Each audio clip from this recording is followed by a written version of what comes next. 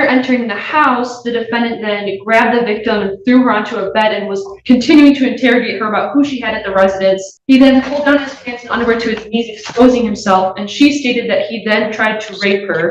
While this was happening, he was continuing to interrogate her. Sounds like to me he's intending on getting the upper hand. Part of my problem is it doesn't seem that he can de-escalate. This fixation that he has on this infidelity, and quite frankly, if he's playing games, he's playing with the wrong judge to play those games. Today we're in Judge Simpson's court, and we've got an entitled brat who thinks the entire justice system is some kind of customer service desk that he can negotiate with. He's breaking a no-contact order like it's a gym membership cancellation, just ignoring it and hoping for the best. The way he's trying to manipulate the judge and twist the story is honestly painful to watch, because you can see he truly believes he's smart enough to outplay the court. Spoiler, he's not. Judges don't play guessing games, and I didn't know has never once worked in a court order in the history of Earth. Today, he's about to learn that when you violate a no-contact order, the consequences come faster than his excuses. So the real question is, will Judge Simpson give him another chance, or is this the day he finally gets smacked by reality? Let's go ahead and dive in. Your Honor. And good afternoon again, Your Honor. Miles Drew on behalf of Mr. Busick, who's approaching my right, and can you please state your name for the record? Ryan Michael Busick.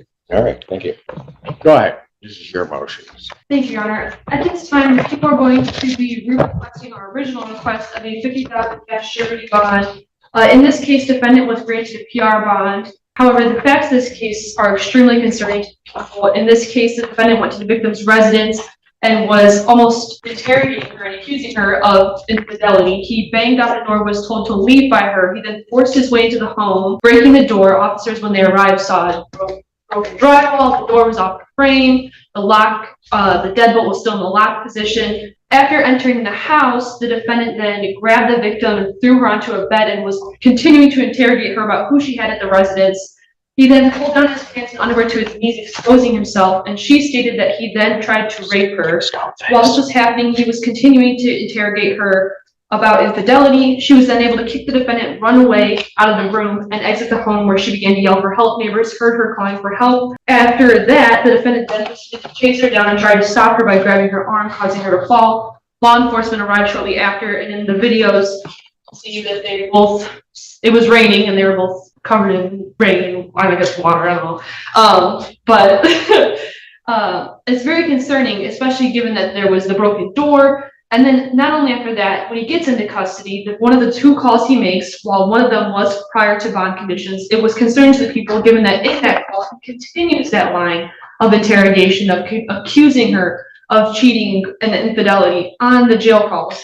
And then the next day, when he's arraigned, after he's arraigned, he calls her again, violating his bond. And it just seems, especially given these emails that we received yesterday, he has this obsessive disposition with this victim, and it's very concerning to people given the facts of this case and his actions after this case occurs. So at this time, we're going to be re-requesting our $50,000 request. I believe that a personal recognizance bond was an abuse of discretion, Your Honor. Response. And Your Honor, we would admit that there was a call that occurred on the jail line, the one call that is a violation of the court's bond conditions for the no contact. I would note that all the allegations the prosecutor has gone over as it relates to the bond violations were prior to me being retained as counsel. Mr. Busick's a lifelong resident of Ypsilanti. He has a clean eye chat that I've seen, meaning he has no priors and accordingly no capious history. While this is a very serious charge, and Mr. Busick does contest the allegations and is serious about facing them as evidenced by retaining counsel, I would note that there was no injuries or medical treatment and that Mr. Busick did comply with police officers. While I'm not here to litigate the facts of this case in a bond hearing, I think it's evident from looking at this case and the pending case against the complaining witness, where my client is the victim, that they have a dysfunctional long-term relationship that will no longer work out in any capacity as a romantic relationship. I've expressed that to Mr. Busick, and he's been receptive to that feedback. I think it's clear that neither party has treated each other very well. He is living currently in Ypsilanti with his mother, Lisa, who's in court today, his stepdad, Doug, who is also in court today, sister Chelsea, who is not here, but has been in constant communication in my office. His sister Erica is here in court, so he has strong family support in this matter. He does have two children with the complaining witness in this matter, his son Matthew, 4 years old, and daughter Scarlett, 2 years old. It's a shared custody situation where he has the kids on the weekend and about 2 or 3 nights during the week. His mom and sister are facilitating those custody exchanges, And I have expressed not only to Mr. Busick, but to the family, the importance of the no contact order, including that it means no third party contact, and have instructed the family not to discuss this case in any capacity whatsoever with the complaining witness. This man is an absolute psychopath. It's insane. I genuinely cannot imagine what this poor woman went through when this deranged man broke through her locked door and started interrogating her like he was starring in a low-budget CIA thriller. What has to be going through someone's mind to think that's a normal, acceptable response to anything? It's not love, it's not passion, it's obsession mixed with delusion. And it's terrifying. Every chance he can get, he's trying to reach out to her like she's an appointment he refuses to cancel. You'd think after spending a night in jail, he might sit there, stare at the ceiling, and realize, maybe I'm the problem. But nope, this man walked into jail, checked into his cell, and immediately started planning his next move. He didn't even wait a full day before calling her from jail like it was some twisted follow-up appointment. You can hear the judge's voice get stiffer and stiffer with each detail because this isn't a misunderstanding, it's a pattern. And when behavior becomes a pattern, judges start seeing someone as a threat, not just a defendant. The worst part is, he genuinely believes he's the victim, which is the most dangerous mindset someone like this can have. I'm honestly interested to hear what the defense thinks they're going to say because so far, everything coming out of their mouth sounds desperate, weak, and painfully embarrassing. He is a danger to this woman and frankly, a hazard to society, and everyone in the courtroom knows it. As for work, Mr. Busick is a journeyman carpenter with the Regional Carpenters and Millwright Union. He has over 10 years experience and 6 years with the union. He has good health coverage through his job that provides for not only him, but his children with the complaining witness. It's our understanding that the complaining witness does not work. And even though there's no child support order in place, he does also provide support to the mother of his children for expenses when she has the kids in her possession. In other words, he's the provider for these children and they get their health insurance through his job. And that appears to be the only avenue for their health insurance. And he is at risk of losing this job should he go to jail. So, Your Honor, I would, conclude by saying that counsel was retained after all these allegations, that Mr. Busick has no prior criminal record. And I think him and the family maybe didn't understand the scope and importance and severity of a no contact order. I have counseled them at length about that no contact means for any reason. Yet you have understood about that, counsel? Your Honor, I think it's somewhat common for people. I know no contact means no contact, and it's very straightforward, but I think people that have no prior history with the criminal justice system sometimes do not think things are as straightforward as they are. He certainly makes no excuses for his behavior, and he knows it's inexcusable to make those calls. We would be asking for a $25,000, 10% with the tether. But he's still, from the allegations, and I'm not making necessarily a presumption of his guilt of those, but he's making certain allegations regarding her infidelity, then ultimately gets arrested. After creating, some damage or allegedly creating some damage to the premises, and things not going well because now you're in custody, you're told by the magistrate not to have contact, and what does he do? He has contact about the same thing that the allegations are about. Right. I understand the court's concerns. That's why we are asking for a cash bond in this matter. I would point out that, since he was assaulted in March by the complaining witness, which resulted in felonious charges, these have been some of the hardest and trying months of his life. He has not been in his right state of mind. We're going to be looking to getting him, treatment while on bond and getting evaluated for a treatment course so he can get some support in facing this tough time, Judge. Ultimately, there's no excuse for making the phone call on bond. We understand that the allegations are concerning. We can test them as it relates to the case. Tell me how I can even be sure that he's going to follow this court's conditions. Well, I think you have his family sitting right here in the courtroom, that they're accountable, good members of our society that are going to be looking out and holding him accountable. They have, financial interests involved in this case as well. They are living with Ryan. He has no prior record, which I think speaks to the fact that they raised him pretty well up to this trying point here. And I think that the tether, was put in place after these phone calls, and there's been no issues with the exclusion zone. So I think in that respect, the tether is working, Judge, and I think you have members of the community that will be looking out to assure that your court order is followed by Mr. Busick. And I think this is a real wake-up call for him, quite frankly. This isn't a situation he's used to being into, given his clean criminal record. And I think he's standing up a little bit straighter now after this and understands just how much is on the line after having a stern talking with counsel both last night and prior to court today about the severity of the situation that he's in here, Judge. In the 14B case, isn't there a no contact? There is a no contact order in place. So what's he doing there? That's the part that's troublesome to me. He has a case in which he's the alleged victim, right, counsel? Correct. He knows there's a no contact provision, right? Yes. Well, the no contact provision would run to the defendant in that case, which is the complaining witness in this case. How it works. That's not my point. My point is, why is him knowing that? Why is he at her residence? Well, Your Honor, I would say that I think, these no contact orders, I mean, he shouldn't have been seeing her, but this is a 10-year relationship that goes back to when they were 16 years old. They have children in common. While I certainly would have liked if this was handled differently. That's all fine and dandy. But he knows she's not supposed to have contact, right? Well, he believed the condition was dropped. But I mean, I would agree that he should not be having contact with her. You get the idea that it was dropped. I'm not sure, Your Honor. What is so confusing about a no contact order? It literally could not be more straightforward. Do not contact the person. That's it. There's no algebra, there's no fine print, you don't need a dictionary.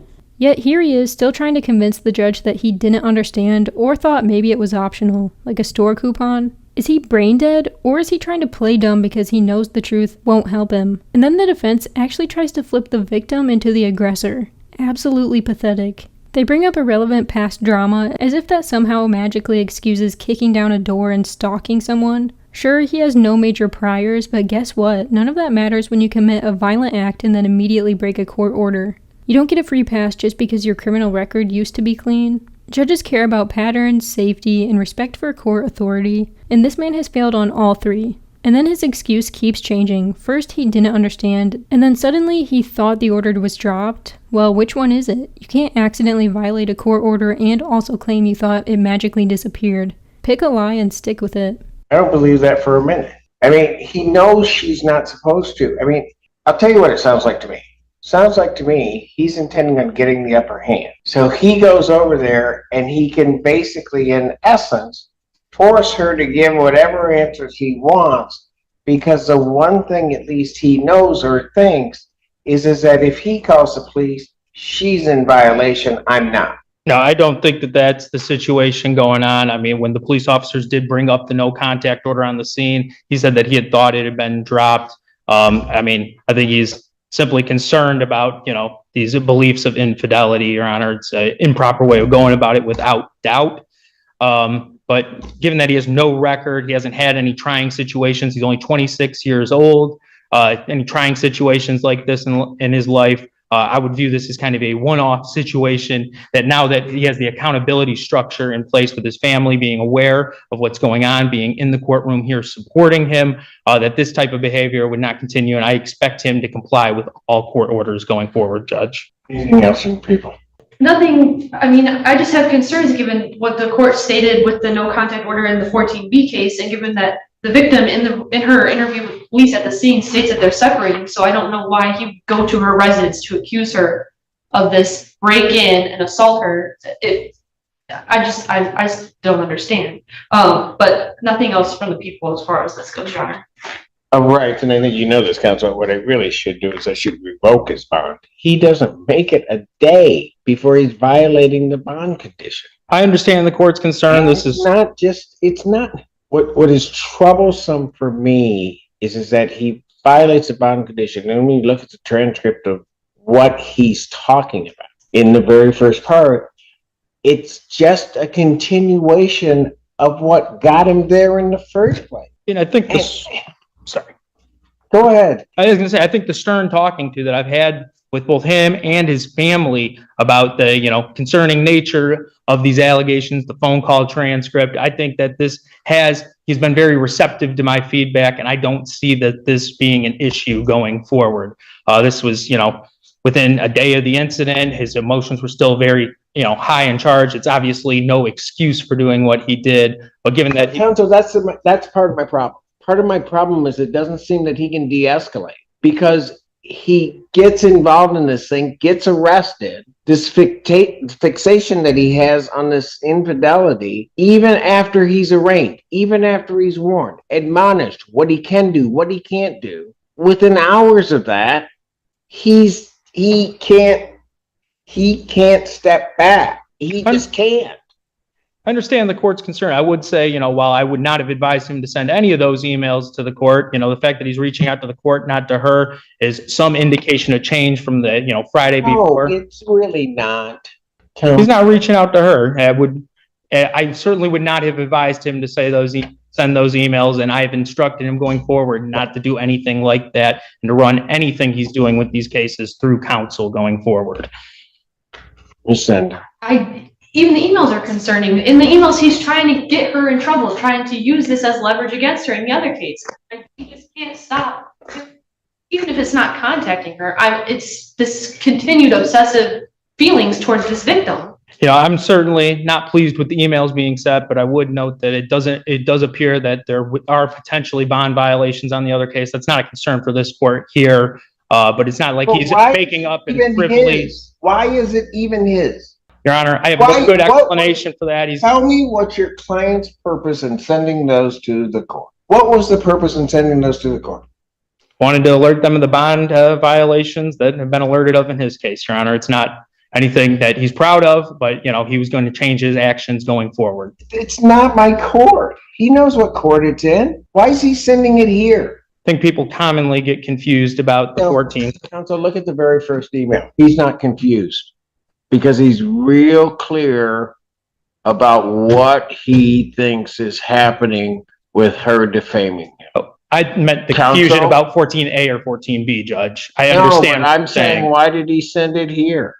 I'm not the judge. He knows it. He's not confused about what court it is at all. Well, I think he did believe he was reporting it to the court of record, albeit mistakenly, Judge. Is he going to tell me that if I put him on the oath that he thinks he's sending it to the right place? Yes, he was. There is no way. Why is it coming right now? When were those videos taken? When were those videos taken? About a month ago. And that was... She's got a winter sweater on in like May? Really? So if you had them for a month and you think you're contacting that court, what took you so long? There's no excuse for the timing. No, what took him so long? This is his story. He's trying to convince me that he can behave. Would you like me to speak? Go ahead. So I didn't want to contact the court because, yes, we were working on things, and I spoke in front of you, and I believe that the no contact was dropped so we could start to work on things. I came in front of you and said that during her case one day. Your Honor, I would note that it was charged as a felony case, and I know you typically sit on the PCC docket, so you may have been a judge that appeared on that case at some point. My understanding is that currently it is just the misdemeanor domestic violence charge that is still pending against the complaining witness, but I do believe it was a felony case where it's possible you would have been a judge that sat on that docket. And, Your Honor, You can literally see the judge give up on the defense mid-speech. He's not interrupting, he's not asking questions, he's just staring into space like he's counting the ceiling tiles until he can bring the hammer down. The moment he leaned back in his chair with his head tilted upward, the entire courtroom knew it was over. That's the body language of a judge who's heard enough nonsense to last a lifetime. He doesn't buy a single word of their story, not the miscommunication, and not the misunderstanding, and definitely not the sudden shock that breaking a court order has consequences. The lawyer keeps repeating that he gave the defendant a stern talking to, like this is kindergarten, and the kid got caught stealing crayons. Grown adults do not need stern talking tos. They need accountability. This man should know the difference between right and wrong by now, but he clearly doesn't care. And that's why the judge isn't even considering leniency, because if he walks out of court today, the victim is in danger again tomorrow. The judge is done playing babysitter. The legal system is not here to negotiate with grown toddlers. if the court does remember, you were on that case for PCC's vote. The people had declined to address the no contact and change it, given concerns of the case. if you were looking to report these month-old alleged bond violations, why did the court need to know that now she's defaming you? I just said there's no excuse for sending it. There's no excuse for the slanderment. What? No excuse for the slander. Yeah, but how is that a bond violation? I believe there was an understanding from Mr. Busick that there was some kind of no alcohol or no drug provision as part of her pretrial release order. I believe that's what he understood. Whether that is or is not the case, I'm not sure, Judge. But then it says, and is now causing defamation against me. Why is that important to the other court? It's not.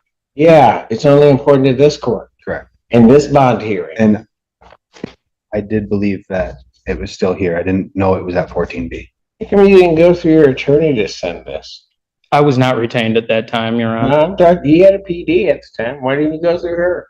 I did try to call her that morning after speaking to the prosecutors, I believe.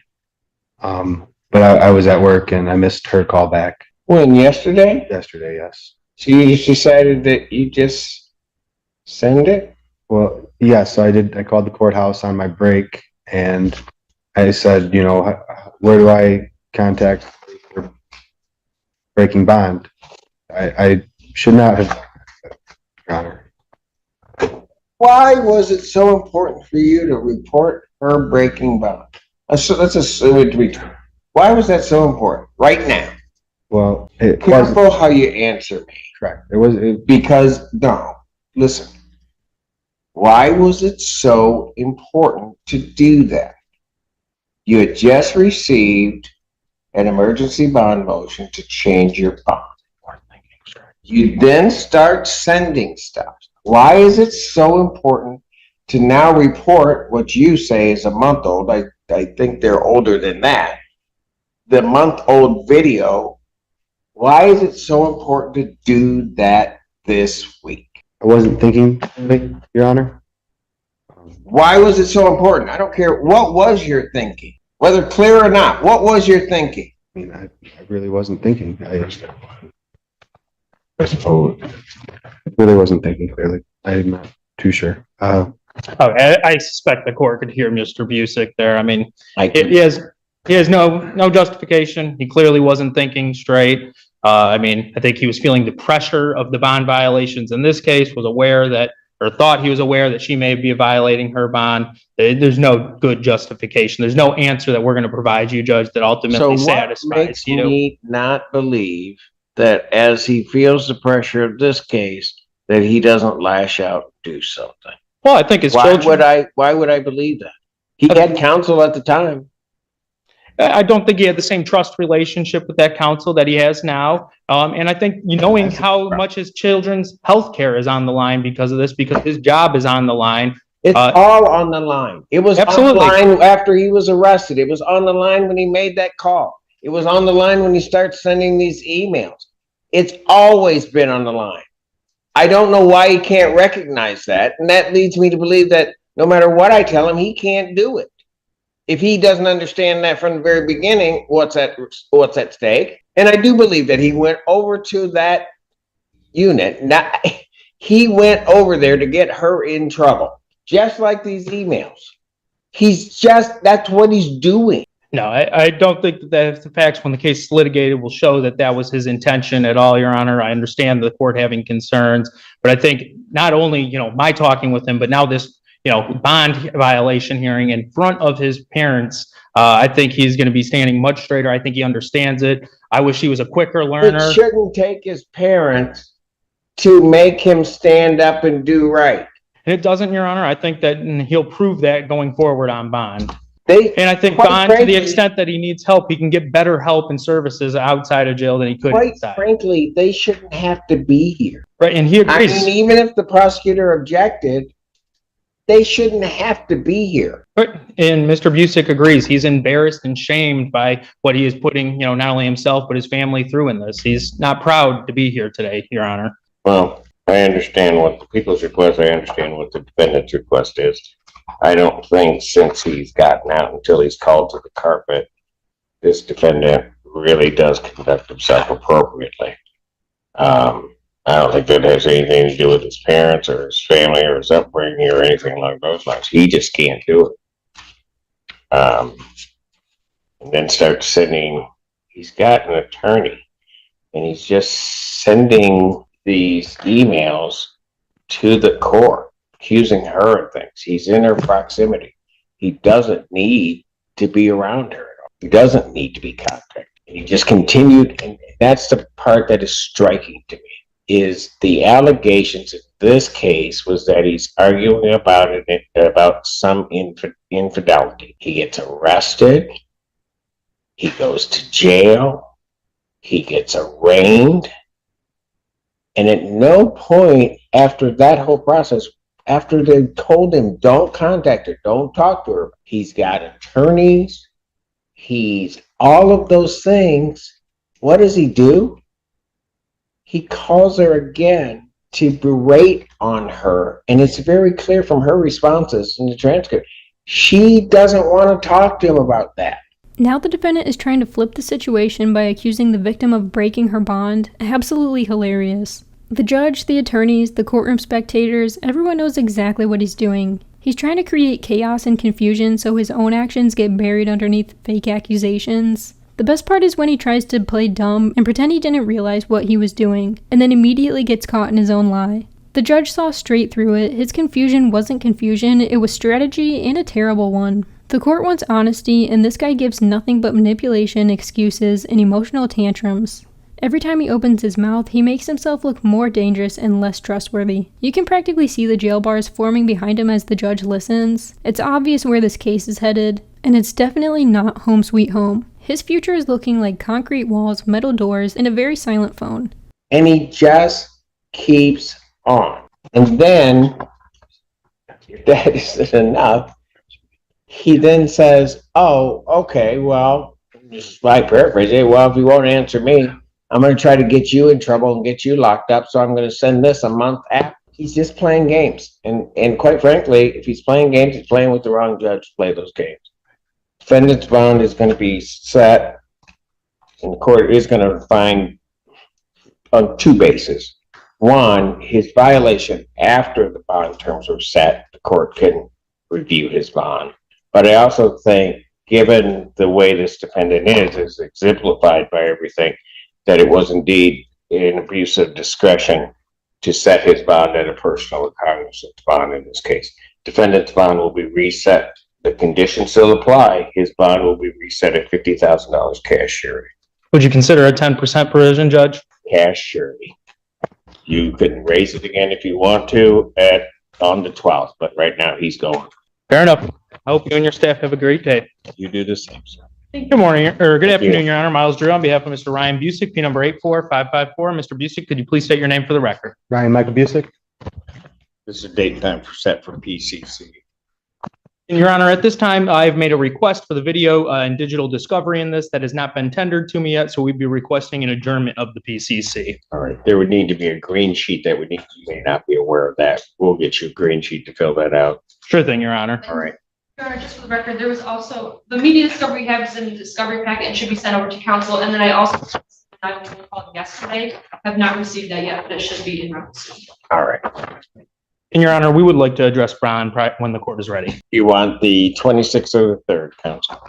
Give me just a moment to check my calendar, Judge. The 26th would be fine if I could be accommodated, say at like 10 a.m. or later. Well, I have an you'll likely be in more toward the afternoon, but I will set it at 9, and then we'll place you into a block. We've noted what you've indicated, but very good. Yeah, I do have a if hearing. he's in custody, you'll be in the 9 o'clock block, I will tell you. Okay, I may just be tardy for court then that day. I'll be coming directly from. All right. Yes, that's about. As to bond, while I know the court heard me 2 days ago, I would note that, due to Mr. Busick having no record, these last 2 nights in jail have left an incredibly strong impression on him. Not only the seriousness of this case, but the importance of following all conditions of any bond or any court order going forward. He would like to get back out working so he can save his health care for his children and for himself. He would like to pursue a mental health evaluation. I have talked to clinical therapists, one named Virginia Dawson, who works closely with many courts in Oakland and Wayne County, and she's worked with my office for years. She has experience at the 48th and 16th District Court. I've confirmed that she has appointments that would be available to him every single day next week, depending on his schedule. So we would accordingly renew our request for a cash bond that Mr. Busick can afford of $25,000, 10%, Your Honor, with the tether, obviously. Response from the people. Your Honor, I believe the court knows where the people stand on bond. At this point, I'm going to object, given the fact of the bond violation originally, and then the facts of this case. I believe the bond that is currently set at this moment is appropriate for this case, given all that was stated previously on the emergency bond motion, as well as the bond violations that came up as part of it. And the court would incorporate its findings a couple of days ago addressing the emergency bond, the emergency bond filed on behalf of the people, and particularly noting that after the point of arraignment, the defendant's conduct, I don't think, would lead the court to believe that this defendant would be able to follow all of the conditions as set without some cash component or significant cash component in place to try to assure his compliance. And so, and also the court does believe, because of those actions, the defendant does pose a risk or threat to the community. And so therefore the court will deny the defendant's motion to reduce the bond in this case once again. Would you consider a 10% provision on the current bond, Your Honor? You asked me that yesterday 3 times, and so the answer is the same, no. Fair enough, Your Honor. All right. I hope you and your staff have a good afternoon. Thank you for allowing me to make a record, as always. Thank you. Thank you.